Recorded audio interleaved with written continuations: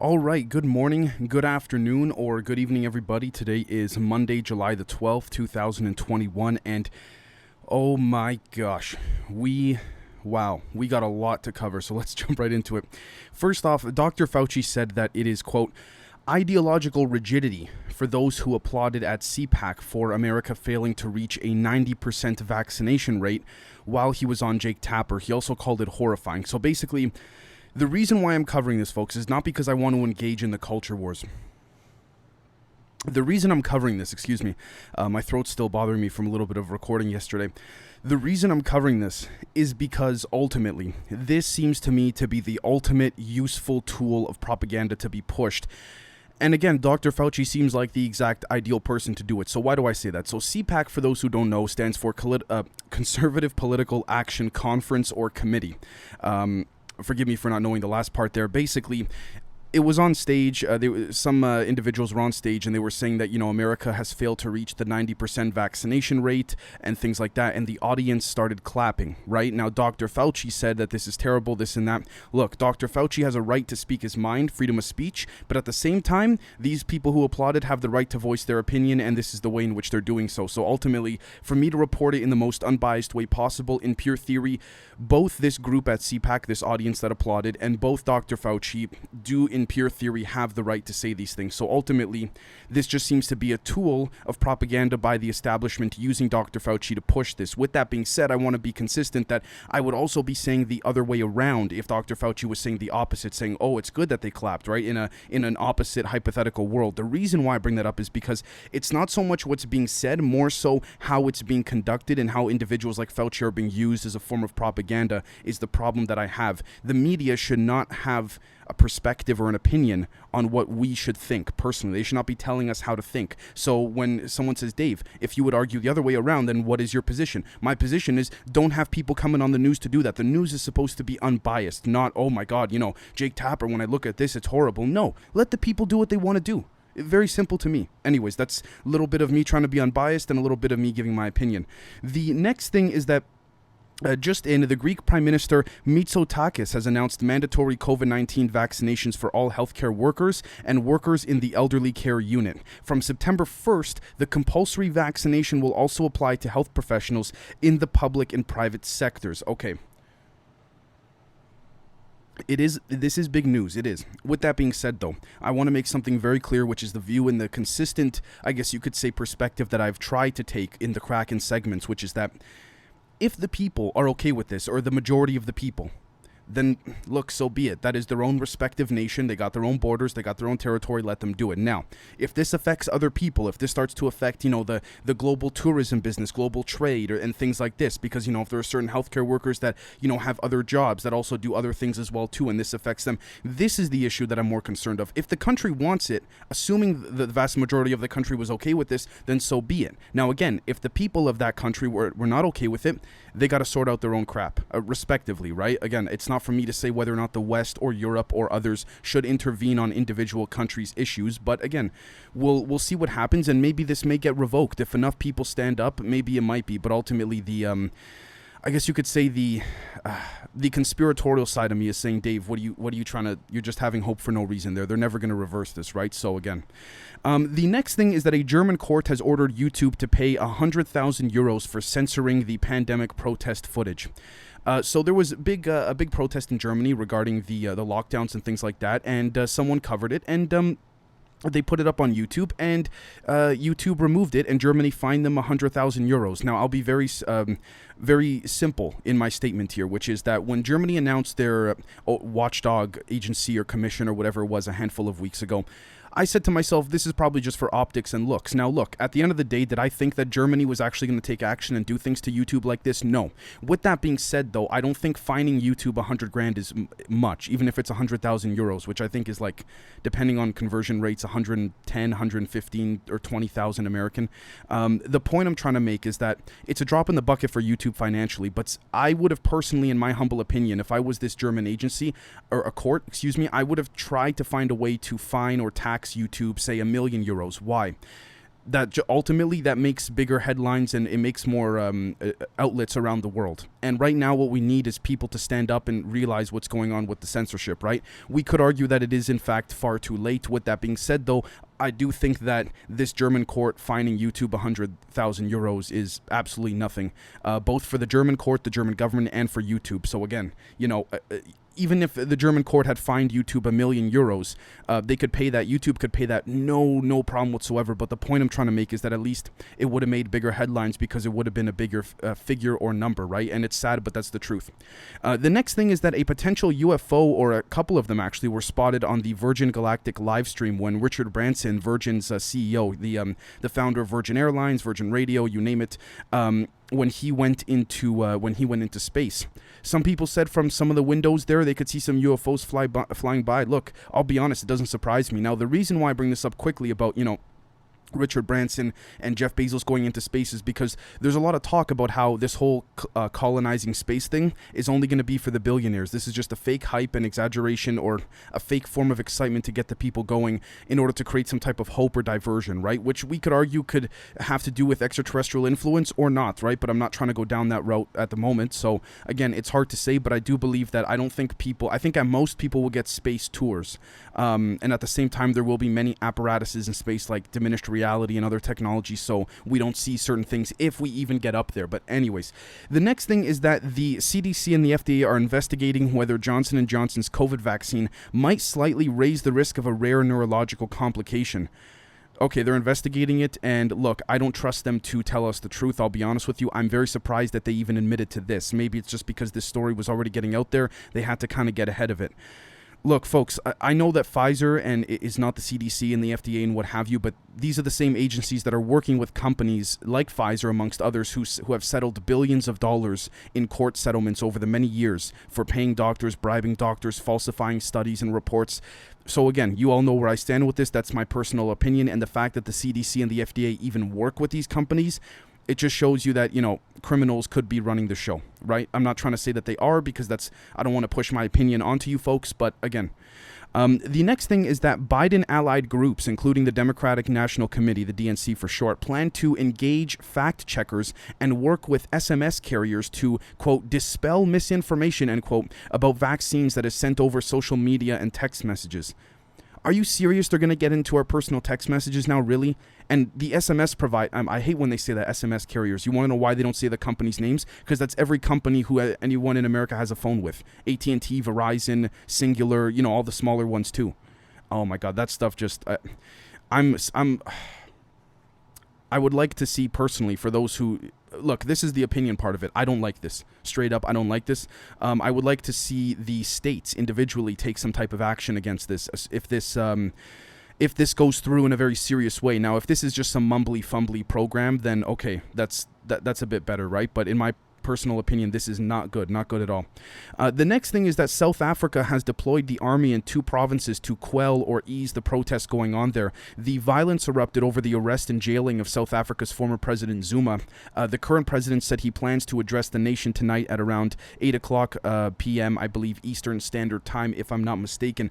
With that being said, I saw there's a lot of footage in South Africa right now. The country's literally on fire, literally on fire, and people are shooting at it's terrible. There's footage of prisoners escaping on the rooftops of prisons. Protesters are shooting at anti-protesters. It's bad. It's really bad. With that being said too, it's unfortunate. I guess they're not happy with the former president being jailed, right? So it's interesting to see there. It's saddening ultimately. I mean, there's some video I saw on Twitter of guys with AK-47s just shooting up other guys, literally in the middle of a road. Just shoot. A terrible thing. Absolutely terrible. The next thing, let's take a look here, is that Pfizer is going to meet with COVID officials over the COVID vaccine booster. So an official meeting has been confirmed. Again, I don't like this. I don't like this at all, in my personal opinion. The next thing is that Haiti has arrested a suspected mastermind, in the president's killing. And this mastermind was allegedly living out in Florida, believe it or not. So, look, I'm going to be very careful with what I say here, just because there's a few things that I don't want to comment on, because there's some things that I do know on a private level. Haitians are, on a global level, more involved in organized crime than one might think. I'm just going to leave that there. So that's all I'm going to say. The next thing is that the USS Benfold entered the waters of the Paracels, which is the Benfold is a warship, without the approval of the Chinese government, according to the People's Liberation Army, which is controlled by the CCP, seriously violating China's sovereignty and undermining the stability of the South China Sea, the People's Liberation Army's Southern Theater Command said. China's military drove it away, allegedly. With that being said, the U.S. Navy said that it asserted navigational rights and freedoms consistent with international law, and the Navy basically, that's code for China's bullshitting. We didn't intrude on anything. Okay, look, who knows who's lying, who knows who isn't. Honestly, like, this could be an intelligence operation, an operation to provoke, an operation not to provoke, an operation to get something in the press. This could be so many different things, guys. I don't want to sit here and say, oh, it could be this, it could be that. If, like I always say, if it were just a few different things, so be it. But if it's, multitudes of different things, then no way. The next thing is that China says it will retaliate after the U.S. Blacklisted a handful of their companies last week. Okay, we know that. It's, tit for tat strategy. China and North Korea are now pledging cooperation, and I quote, in face of foreign hostility, end quote. Okay, so yeah, basically, what we're seeing here, folks, let me just sum this up very strongly, if I could. Russia, North Korea, China, Turkey, Iran, all these countries are trying to side with one another in a way of going against the West for many different strategic, economic, financial reasons, right? So again, this is a chess game. Ultimately, we cannot get emotional here. We cannot say, oh no, China's ahead or the US is ahead. First off, we don't know if that's true or not. But secondly, the goal is to sit back and say, this is a chess game, tit for tat. Now, we can start worrying when our own personal lives are literally in danger. I understand that, but there's no point in worrying now if we can't do anything about it. And the most we could do is observe with the information we have, and we don't even know if that information is accurate, right? So the next thing is that the Myanmar my list just jumped very quickly. My apologies. The Myanmar coup leader said that Russia is going to supply 2 million COVID shots to them. You see what this is? To add to my point, this is the U.S.'s enemies trying to slowly insert themselves, cause some dissonance, create division maybe, but also ally with one another too. Say, listen, we have a common enemy. It's time to come together. Look, we can argue that is a good thing or a bad thing in many different ways, honestly. The next thing is that Pope Francis has made his first appearance since his intestinal surgery. He stepped out on the balcony of the Gemelli Hospital. Okay, I mean, was he a hologram? And though that's kind of a joke for those who know what I'm talking about. The next thing is that Moldova has voted in votes in a snap election amid corruption concerns. So they've decided to have a snap election. Interesting. I know that in Canada there may in fact be a snap election here as well. So look, COVID was a large part of it, waking people up and people saying we want leaders to change and things like that. But the back end of things still has the full, in my personal opinion, the control of the global apparatus, right? The elites still have control. They've lost a little bit of grip, granted, but they still have control, in my opinion, which is why they can call these snap elections, make it look so last minute and random and sudden when it really isn't. But, The next thing is that thousands have joined a rare anti-government protest in Cuba where they want an end to socialism, and many have protested holding the American flag up. Okay. Again, how ironic that the United Nations, they held a vote a couple weeks ago at the United Nations Global Assembly, and they held a vote, and they said, listen, we should end the embargoes on Cuba, and there were only two countries that voted against it, Israel and the U.S. So again, I'm not trying to say anything bad about Israel or America. What I'm trying to say is, do you see the political and strategical alignments? That's what I'm trying to say. Do you see the clarification, the way that this is unfolding, if you will? Now, there are also people in America that are saying, free the Cubans and this and that and what have you, right? So again, I'm of the opinion that if the people are, if the vast majority of people are for being free or having a reform in their system, then so be it, right? Because if the people of Cuba are not allowed things like internet or limited amounts of food and things like that, allow for there to be a form in which the politicians cater to the people. And this is one of the issues, again, going back to the thing in Colombia, South Africa, Haiti, you name it. This is one of the things that I have an issue with, in the sense that, look, I don't advocate whatsoever. I'm not trying to be for violence, but ultimately, when the people, and I've spoken about this before, very quickly, I'll just say, when the people vote in a different politician time and time again, thinking they'll actually do a good job, and that doesn't happen. What do you do next? Okay, you then have the right to protest peacefully. Okay, what happens when you protest in the hundreds of thousands and the politicians still don't listen? Right? The politicians are hoping that they will outlast the protesters. right? And if the protesters outlast them, then ultimately what they end up doing is they do what we've seen in Colombia with the police and things like that. So again, you have to listen to the people. If the vast majority of people want something, you got to do it. And I know it's not as clear cut as that, and I know I sound naive saying that in a very simple-minded way, but again, this is the complexity of the system. It's rooted in corruption from the ground up, and whether it's a first world country or a third world country, right? And we're seeing that more and more often now. The next thing is that Peru has extended its COVID state of emergency until the end of August. Again, if the people are okay with it, then so be it. If they're not, they got to deal with that. They got to find some way to reform that. The next thing is that a recent poll suggests that majority of Brazilians support impeaching Bolsonaro. Again, the thing with polls, folks, is that it depends who you ask, when you ask, how you ask, what type of questions you ask. So I'm not going to spend too much time on that. Again, this is one of those things where we can extrapolate into so many different areas, right? The next thing is that many are wondering if Bitcoin can help El Salvador's economic growth, but in my opinion, there may be some interested parties ensuring that this doesn't happen, because if it does, it'll show an entire nation could be reliable on, an alleged decentralized currency that isn't controlled by, the Bank of Tokyo, the Bank of London, the Federal Reserve, Wall Street, you name it. Right? So it'll be interesting to see. Now, if they do end up, if there even is a small sign, or if there are even, predictions or models, which I guarantee you the CIA is doing as we speak, or the NSA, or you name it, if there's even any type of indication that El Salvador can be a successful country using just Bitcoin alone or crypto alone, I guarantee you there will be bad faith actors, and there will be implanted intelligence agencies from multiple countries with multiple agendas. So that's going to be, part of my English, a clusterfuck, if you want to know my personal opinion. The next thing is that Nepal's Supreme Court has reinstated a dissolved parliament, I guess because they need some people in there to at least, converse, if you will. Looks like they're doing something. It's unfortunate, but optics is the vast majority of the game these days. The next thing is that an lightning strike in India killed at least 38 people while they were taking a selfie. Man, that's shitty to hear. Seriously, that's very unfortunate. The next thing is that a Bangladesh factory owner was charged with murder after 52 people died in a fire there. I don't know specifics. I don't know if this was intentional or if he just did not have his factory up to code, if you will. Again, this being in Bangladesh, I don't know the regulations there, so. The next thing is that the Taliban claims to control most of Afghanistan after making rapid gains militarily, strategically, and geographically.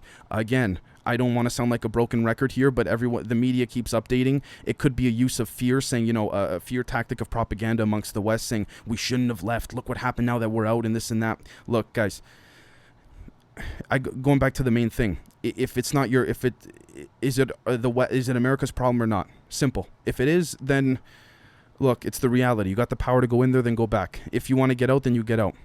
It's the problems there. If you get out, will no longer be the problems of the America, I guess.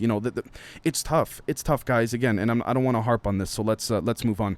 The next thing, is that Prime Minister Abiy Ahmed, excuse me if I mispronounce his name, his Prosperity Party has won in a landslide victory in Ethiopia's election, which is pretty good. I guess assuming this was fair and all that and the people wanted it, so be it. The next thing is that the Suez Canal's revenue hit a record $5.84 billion despite a blockage crisis. Yeah, to be honest, that's kind of funny. It just goes to show how delicate the world economy is. How one canal with one rupture or one blockage messes up a whole thing, right? Just goes to show you the fragility of our systems. The next thing, I thought I'd throw this in there because it's a little bit fun. Super Mario game has sold for a record $1.5 million. They said there's less than 5 of those copies, particularly because those copies were made in 1996. And I guess, hey, if there's people willing to pay for it, then so be it. I mean, look, we could very strongly argue that money could go to other things, but if that's a private individual's money, so be it. The UK has now banned a 5th neo-Nazi group under their terror laws, and again, the UK is known for having some of the most hefty surveillance apparatuses and programs, in addition to Australia. I'm not sure which comes out on top, Australia or the UK, to be honest with you folks. But yeah, anyways.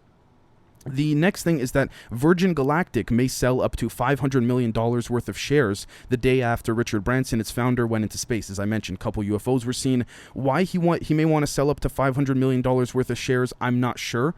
Could he be building a sort of billionaire doomsday, not bunker, but spacecraft? And maybe he needs the liquid cash for it? Seriously, I'm really not trying to I'm not trying to be I'm not trying to say this in bad faith or be a douche. I'm genuinely questioning it. The next thing is that the WHO said they're working on a digital wallet to store vaccination certification, as confirmed by a recent video conference. Again, this is are the people of the world now gonna be moving to different countries because some of them have vaccine passports and some don't? Some are making us take the vaccine and some are not.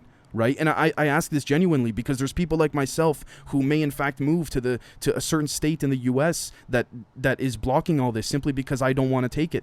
Right? So I used to joke about this a couple months ago, you guys remember, but now it's serious, like it's unfortunate. So the next thing is that a man oh my god, this I don't understand who thought of this, but a man dressed in a buttless rainbow monkey costume with a swinging dildo was hired by a library in the UK for kids' literacy challenge.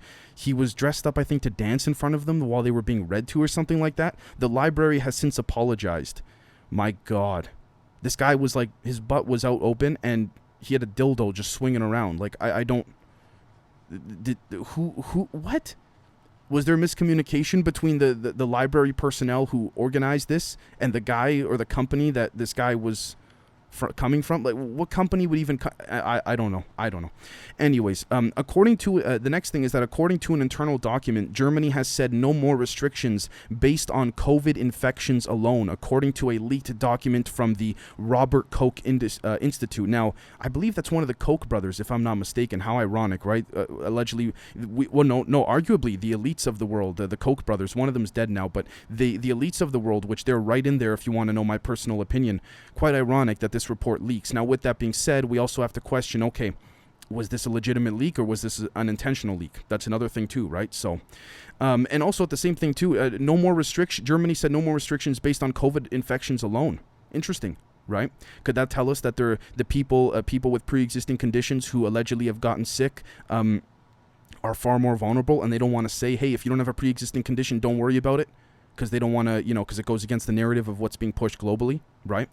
The next thing is that social media has been restricted in Cuba due to the mass protests. I should have mentioned this earlier when I was covering when we were specifically talking about the Cuban protests, so please forgive me. But Twitter and VPN services are still remaining active at this moment, but things could change as of the time I upload this. I'm not sure, right? So the next thing is that this just came in the last, I believe, 10 minutes of me recording this. So the last two things are the FDA, according to the Wall Street Journal, the FDA is expected to announce that the Johnson & Johnson vaccine has been linked to a serious but rare side effect called Guillain-Barré syndrome, in which your body's immune system attacks your nerves. Please forgive me if I mispronounce the first part. It's spelled Guillain-Barré with an accent on the E, if anyone wants to type that in and look that up, because I know some of you like to do that while you're watching or listening to these, which is pretty cool actually, so kind of thank you for that. Okay, so look, again, these are the same companies that spend billions to settle these cases, so when they say serious but rare, how rare? Like, can we do a scale of 1 to 10 rare? And even then, do we believe them?